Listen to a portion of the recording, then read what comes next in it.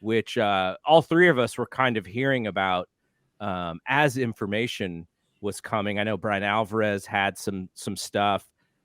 Brian's doing the gimmick of the paid tweets these days, and so he's getting people to pay for his stuff, which is very smart. Brian is a fantastic businessman, but it's no surprise, right, that CM Punk is at the middle of a situation. And I remember hearing,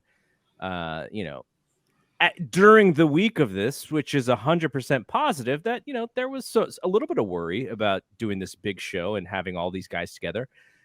And it plays out that Jack Perry and CM Punk had some sort of altercation, which Tony Khan did not comment on at the presser. He sort of acknowledged that it existed. Now, we know that Jack was sent home, so there was some decision making there.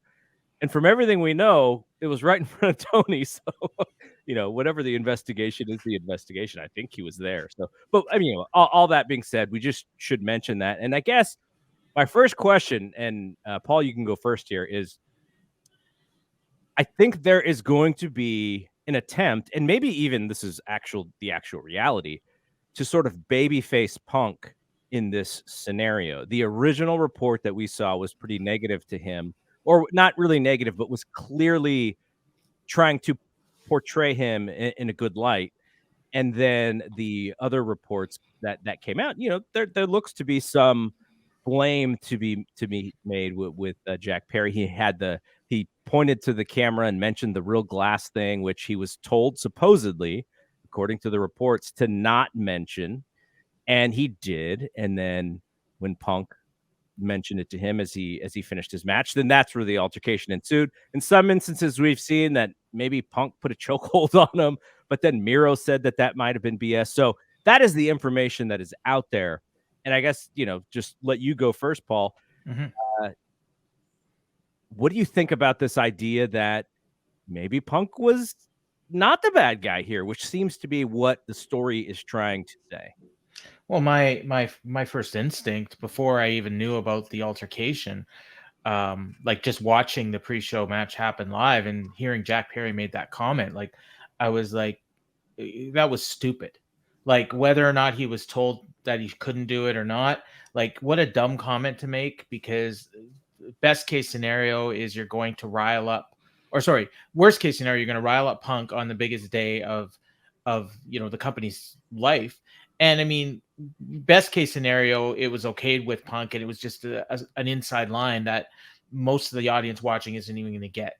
So, and it turns out it was the worst case scenario in this case, and he came up with this stupid idea and someone told him no, and he did it anyways, is essentially what it comes down to. And if that's the case, he deserves whatever's coming to him. Sending him home is kind of harsh. Like does he have to not even get to go on the charter jet? He's got to find a coach flight back to California. I don't know, but kind of harsh when you're at Wembley. But yeah, it was not a good look for sure, especially on this day. Yeah. And so when it comes to the information and the way that it came out, the information came out when Punk was in the ring. So it was interesting. That part was interesting. And then if it is to be believed, as far as what we know, that it kind of happened in front of Joe and maybe Hobbs and maybe Tony, because as they were all sort of getting ready for their match, and Jack is coming back from his match. So that is the one blemish on an otherwise perfect night for AEW. Jeremy, do you have any thoughts on this situation and whether or not why does Punk always have to be in the middle of this? It really comes down to, I don't want to say there's bad leadership at AEW, but there is an absence of good leadership. Good leadership happens every day, and you maintain a culture in which everyone understands the expectations of your workplace and respecting each other and treating each other with dignity and respect. And people are just going into business for themselves. Mm-hmm. It's not just CM Punk. It's Jack Perry. It's, in the past, Andrade. It's Sammy Guevara.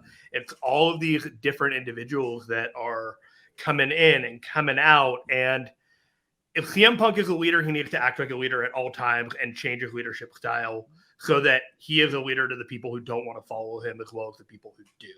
And the same goes for Tony Khan, because the buck, in fact, stops there with him. And I don't mean the pun intended or anything like that. But honestly, we just need good, consistent leadership in this company, because this is a great day. And the first thing that we're talking about is a Punk fight in some way, shape, or form. And that can't keep happening.